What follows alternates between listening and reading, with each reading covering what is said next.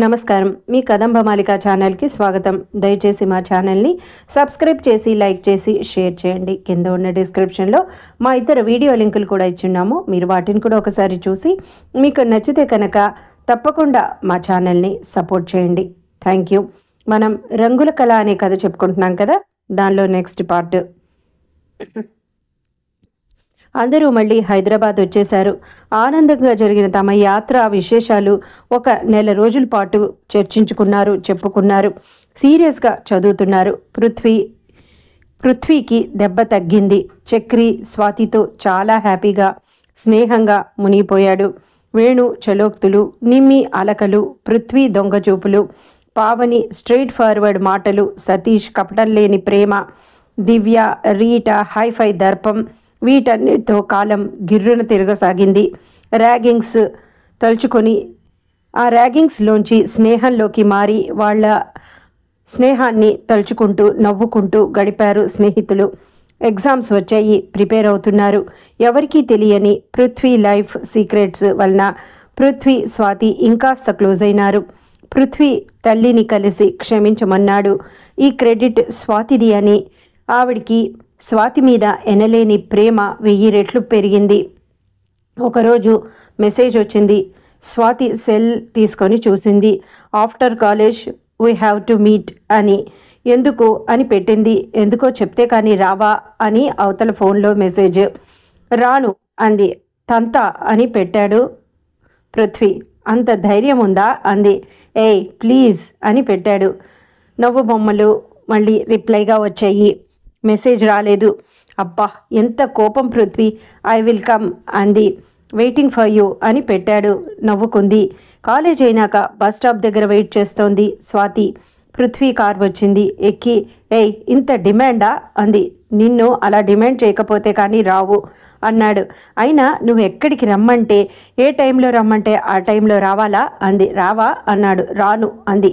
అయితే పో, నీ బెస్ట్ ఫ్రెండ్ని వదులుకో అన్నాడు. ఎంత బ్లాక్మెయిల్ చేస్తావు పృథ్వీ అంది. నవ్వాడు. దిస్ ఈజ్ నాట్ ఫెయిర్ యార్ అన్నది. నా వలన బాధ నీకు అన్నాడు. లేదు లేదు Prithvi, you are a good friend అంది. మనసులో అమ్మో నిన్ను వదులుకోలేను బాబోయ్ స్వాతి అని అనుకున్నాడు పృథ్వీ. స్వాతి ఒక విషయం చెప్పనా నీకు అన్నాడు. చెప్పు అంది. స్వాతి చక్రి మీద నీ అభిప్రాయం ఏంటి అని అడిగాడు. అదేం ప్రశ్న పృథ్వీ అంది. అరే చెప్పు యార్ అన్నాడు. గుడ్ ఫ్రెండ్, స్వీట్ ఫ్రెండ్ అంది. స్వీట్ అంటే అన్నాడు. స్వీట్ అంటే హర్ట్ చేయని ఫ్రెండ్ అని అర్థం అంతే అంది. ఓ అన్నాడు. ఓయ్ ఏంటి వాళ్ళ అబ్బాయి గారి క్వశ్చన్స్ డిఫరెంట్గా ఉన్నాయి అంది. Swathi I'm not hiding this. I think he is loving you అన్నాడు. Shut up Prithvi, what are you talking అంది. అరే అది నా ఊహ మాత్రమే అన్నాడు. సి మిస్టర్ పృథ్వీ, ఊహలు అనుమానాలు ఇవన్నీ నాకు నచ్చవు అంది. ఓకే ఓకే లీవ్ ఇట్ అన్నాడు పృథ్వీ. నీకు ఆ అనుమానం అసలు ఎందుకు వచ్చింది అంది. వదిలేయి అన్నాడు. నేను వదలను చెప్పు. అసలు ఏదీ లేని ఒక టాపిక్ తీసుకొచ్చి వదిలేయి అంటే ఎలా వదులుతాను అంది. లేదు స్వాతి, వాడు ఈ మధ్య నీ నామం ఎక్కువ జపిస్తుంటే అన్నాడు. నువ్వు కూడా జపిస్తావుగా మరి అంది.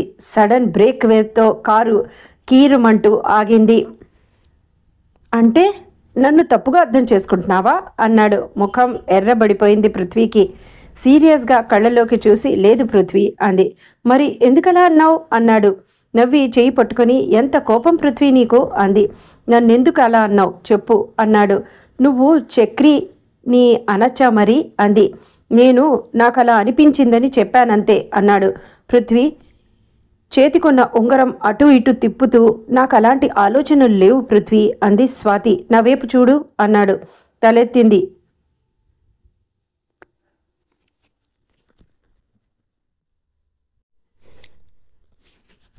సారీ, ఇంకెప్పుడు ఇలాంటి టాపిక్స్ మాట్లాడను అన్నాడు 2 చెవులు పట్టుకుంటూ. పృథ్వీ నవ్వి ఇట్స్ ఓకే పృథ్వీ, అలా మాట్లాడితే నీకు దెబ్బలు పడతాయి ఈసారి అంది. ష్యూర్ అన్నాడు. కాసేపు మాట్లాడుకొని ఎవరింటికి వారు వచ్చేశారు. స్వాతి అనుకుంది, చక్రికి అలా అనిపించింది అంటే ఆ మాట పృథ్వీ దాకా వచ్చింది అంటే చక్రి మనసులో ఉన్నది నిజమే. అది పృథ్వీతో తప్పకుండా షేర్ చేసుకుంటాడు. చక్రి మనసులో అలాంటి ఉద్దేశం లేకపోతే అది పృథ్వీ నోట్లోంచి బయటికి రాదు. ఎందుకంటే వాళ్ళిద్దరూ బెస్ట్ ఫ్రెండ్స్ అని అందరికీ తెలుసు అని అనుకుంది. ఈ టాపిక్ వాళ్ళ మధ్య కాలేజీలో చేరిన ఫస్ట్లో కూడా వచ్చింది. అది స్వాతి చెవున పడనే పడింది. అంటే చక్రికి నేనంటే ఇష్టమా అని ఆలోచనలో పడిపోయింది స్వాతి. ఎగ్జామ్స్ చాలా బాగా రాశారు అందరూ. సంక్రాంతి పండగ వచ్చింది. కాలేజీకి ఒక 10-15 డేస్ దాకా ఎవరు రాదలుచుకోలేదు. దానిలో 10 డేస్ సెలవులే ఇచ్చారు. స్వాతి రెడీ అవుతోంది ఊరు వెళ్ళటానికి. స్వాతితో నిమ్మి, పావని, వేణు, చక్రి, పృథ్వీ కూడా వస్తానని అనడంతో అందరూ బయలుదేరారు. అందరూ ట్రైన్ ఎక్కారు. చాలా సందడిగా ఉంది. సతీష్ తర్వాత యాడ్ అవుతానని మధ్యలో చెప్పాడు. దివ్యని, రీటాని రమ్మని కూడా చెప్పింది స్వాతి. కానీ వాళ్ళు రామని, అలాంటి విలేజెస్లో తాము అడ్జస్ట్ అవ్వలేమని చెప్పారు. స్వాతి, ఇంతమంది వస్తే మీ ఇంట్లో ప్రాబ్లం ఏమీ ఉండదు కదా అన్నాడు పృథ్వీ. అందరూ తనని చూశారు. నో పృథ్వీ, మా వాళ్ళు చాలా హ్యాపీగా ఫీల్ అవుతారు. మీరే చూస్తారుగా, మా ఇంట్లో 20 రూమ్స్ ఉన్నాయి. హ్యాపీగా ఉండొచ్చు అంది. ఏంటి 20 రూమ్సా అంది పావని నోరు తెరుచుకొని. అది పాతకాలం ఇల్లు, మండువా ఇల్లు అంటారు. ఆ రోజుల్లో కంబైన్ ఫ్యామిలీస్ ఎక్కువగా ఉండేవి. ఇప్పుడు అలా లేవనుకో, కానీ ఇప్పట్లా ఇండివిజువల్ హౌసెస్లా అది ఉండదు. చాలా పెద్ద ఇల్లు, దానిలో చాలా రూమ్స్ ఉంటాయి. చాలా స్పీషియస్గా ఉంటుంది మా ఇల్లు. మాది ఆనాటి ఇల్లు అయినా మా డాడీ మోడ్రన్గా దాన్ని రెనోవేట్ చేయించారు. చాలా బాగుంటుంది. సాంప్రదాయకంగాను మోడ్రన్గాను రెండుగా ఉంటుంది. మా తాత, బామ్మ మనమందరం వస్తున్నామని చాలా హడావిడి చేస్తూ ఉంటారు. మీరే చూస్తారుగా అంది. అందరూ నవ్వారు. మీ డాడీ ఏం చేస్తూ ఉంటారు అన్నాడు చక్రి. ఇంద్రుడి దగ్గర అకౌంట్స్ రాస్తూ ఉంటారు అని అంది. ఏంటి అన్నారు అర్థం కాక. మా డాడీ, మా మమ్మీ నా 10th క్లాస్లో యాక్సిడెంట్లో చనిపోయారు. మా బామ్మ తాతనే నాకు అన్నీ, నా గైడ్, నా ఫిలాసఫర్, ఫ్రెండ్ అన్నీ విష్ణు అంది. ఉలిక్కి పడ్డారు. ఆ పేరు ఎవరిదా పేరు అని. ఎవరు విష్ణు అంది పావని. అన్నీ ఇప్పుడే చెప్తే సర్ప్రైజ్ ఏముంది, దిగాక ఒక్కొక్కటి చూద్దురు గాని అంది. పృథ్వీ కళ్ళు తన మీదే ఉండడం స్వాతి గమనించి లోపల నవ్వుకుంది. బెర్త్ మీద పడుకున్నాక మెసేజ్ వచ్చింది. విష్ణు ఎవరు? నా బాయ్ ఫ్రెండ్. నాకెప్పుడు చెప్పలేదు మరి అన్నాడు. సందర్భం రాలేదు అని పెట్టింది. మెసేజ్ రాలేదు. పృథ్వీ కోపమా అని పెట్టింది. నో, నాకు చాలా బాధగా ఉంది అని పెట్టాడు. ఎందుకు? నేను నీ బెస్ట్ ఫ్రెండ్ అవలేదేమోనని. ఏయ్, what are you talking? Why are you feeling like that అంది. నాకు నా ఫ్రెండ్ గురించి చాలా తెలియవు అందుకని అన్నాడు. పావని, స్వాతి లైట్ ఆఫ్ చేయవా అంది. లైట్ ఆఫ్ చేసింది. పృథ్వీ, అదేం లేదు, ఇప్పుడు మా ఊరు వస్తున్నావుగా, అన్నీ తెలుసుకుంటావు. ఇంకా నేను నీ దగ్గర చెప్పాల్సినవి, దాచాల్సినవి అంటూ ఏమీ ఉండవు అంది. నిజంగానా అని పెట్టాడు Prithvi. Promise my dear friend అని పెట్టింది. Okay, I will trust you అన్నాడు. అలక తీరిందా? గుడ్ నైట్ అంటే గుడ్ నైట్ అని పెట్టుకొని పడుకున్నారు. స్వాతి నవ్వుకుంది. పృథ్వీ మాత్రం ఎవరు ఈ విష్ణు? స్వాతికి అన్నీ తనే అంటే కాబోయే హస్బెండ్ కూడానా? స్వాతి నాకు దూరం అయిపోతుందా?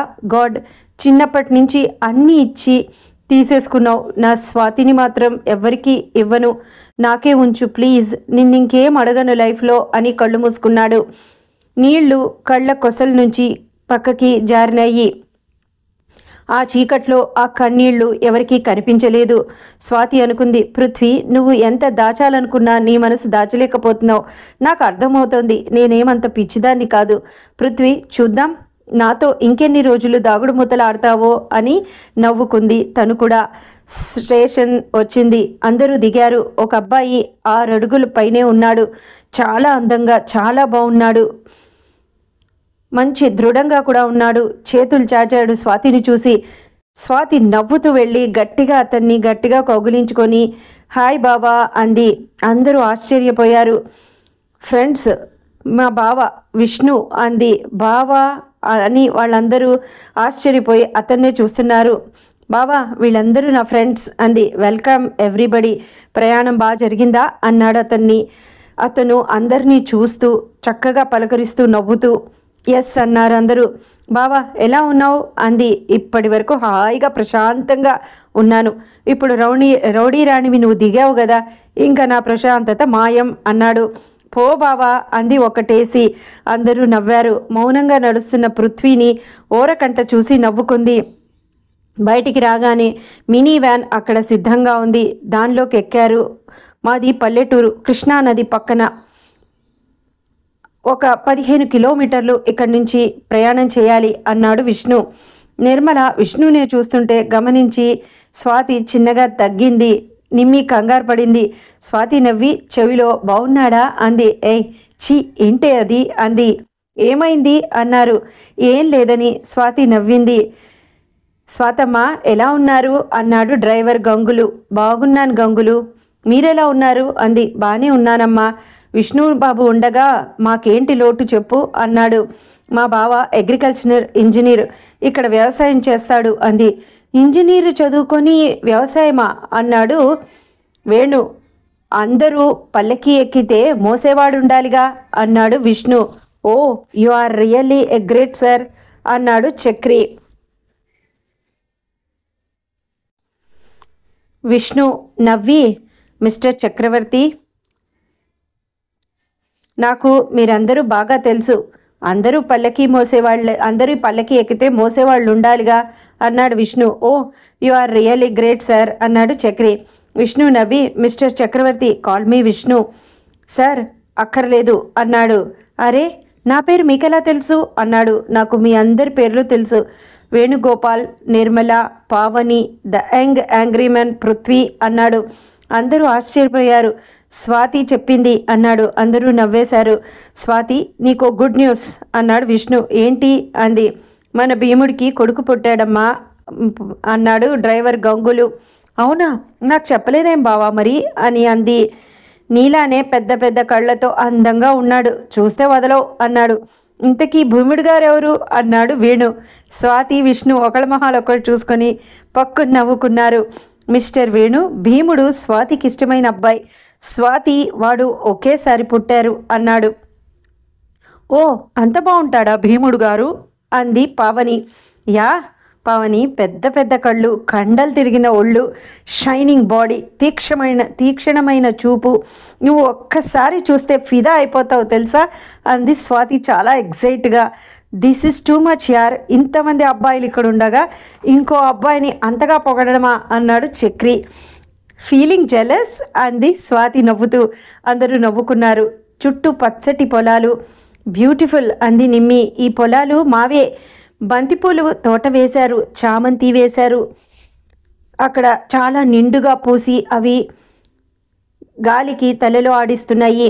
బావా బంతి చామంతి ఎంత బాగున్నా పూలు బరువు పెట్టుకోవడానికి అంది. నువ్వు ఇంత సుకుమారివని నీకోసం మల్లెలు జాజి పూలు వేశాను అన్నాడు. ఏంటి అంది. గులాబీలు కూడా వేశాను అన్నాడు. మీరు వచ్చే నాటికి పూలు పూయాలని బాబుగారు ఎప్పుడో వేసి ఉంచారమ్మా ఆ తోటలు పక్కగా అన్నాడు గంగులు. థ్యాంక్ యూ బావా అంది స్వాతి. అవును, మనమందరం మాట్లాడుతున్నాం, మిస్టర్ పృథ్వీ ఏం మాట్లాడలేదు అన్నాడు విష్ణు. అదేం లేదు అన్నాడు పృథ్వీ కొంచెం నవ్వుతూ. స్వాతి చూసి కళ్ళెగరేసింది. నథింగ్ అన్నాడు. ఆర్ యూ ఓకే అంది. ఓకే అన్నాడు. ఇల్లు దగ్గరికి వస్తుంటే, ఫ్రెండ్స్ మా బామ్మ రకరకాలుగా మనకి స్వాగతం చెప్తుంది, కంగారు పడకండి అంది. నవ్వారందరూ. వ్యాన్ ఆగగానే అందరూ దిగారు. చాలా బాగుంది ఇల్లు, చుట్టూ పూలవనం, దానిలో ఇల్లు. ఫ్రెండ్స్ ఈ ఇంట్లో ప్రతి అలంకరణ మా బావ టేస్ట్ అంది. ఇట్స్ సో బ్యూటిఫుల్ అన్నాడు పృథ్వీ. థ్యాంక్ యూ పృథ్వీ, రండి అందరూ అన్నాడు విష్ణు. ఆగండి అని ఒక 70 ఏళ్ల ముసలావిడ వచ్చింది. ఆవిడ పచ్చగా పార్వతీదేవిలా చాలా బాగుంది. ఆగండర్రా, వస్తుంటే ఎంతమంది కళ్ళు మీ మీద పడ్డాయో, ఉండండి అంది. అందరూ నవ్వి నుంచున్నారు. ఏరా అనగానే ఒకడు హారతి పళ్ళెంతో వచ్చాడు. అందరికీ హారతి ఇచ్చింది. తర్వాత గుమ్మడికాయ దిష్టి తీసింది. తర్వాత ఉప్పు తీసింది. బామ్మ ఇంకా ఆపుతావా అంది. ఉండవే, ఎందుకంత తొందర, అలా సన్నపడ్డావేంటి, సరిగ్గా తింటం లేదా అంది. స్వాతి నవ్వి, నేనేం సన్నపడలేదు, నీ ప్రేమ అలా అనిపిస్తోంది అంది. అందరూ నవ్వారు.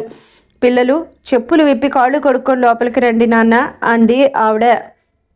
అందరూ కాళ్ళు కడుక్కొని లోపలికి వెళ్తుంటే పృథ్వీ చివరిగా వచ్చాడు. ఇక్కడ కొంచెం చాదస్తాలు ఎక్కువగా ఉంటాయి పృథ్వీ, అడ్జస్ట్ అవ్వు.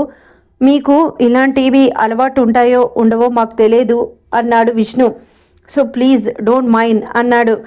నాట్ ఎట్ ఆల్, నాకు చాలా నచ్చింది అని అన్నాడు పృథ్వీ. ఏంటి అన్నాడు విష్ణు. ఈ ఊరు మీరు కూడా అన్నాడు. థ్యాంక్ యూ, కమ్ అని భుజం చుట్టూ చేయి వేసి లోపలికి తీసుకొచ్చాడు. అక్కడ ఫేమ్ సోఫా సెట్లు లైన్గా వేసి ఉన్నాయి. మధ్యలో ఊయల చక్కది ఉంది. దాని మీద బంగారు రంగు అంచు పంచ కట్టుకొని లాల్చీ వేసుకొని ఒక 75 ఏళ్ల ఆయన కూర్చొని ఉన్నారు. తాతయ్య అని స్వాతి పరిగెత్తికెళ్ళి కౌగిలించుకుంది.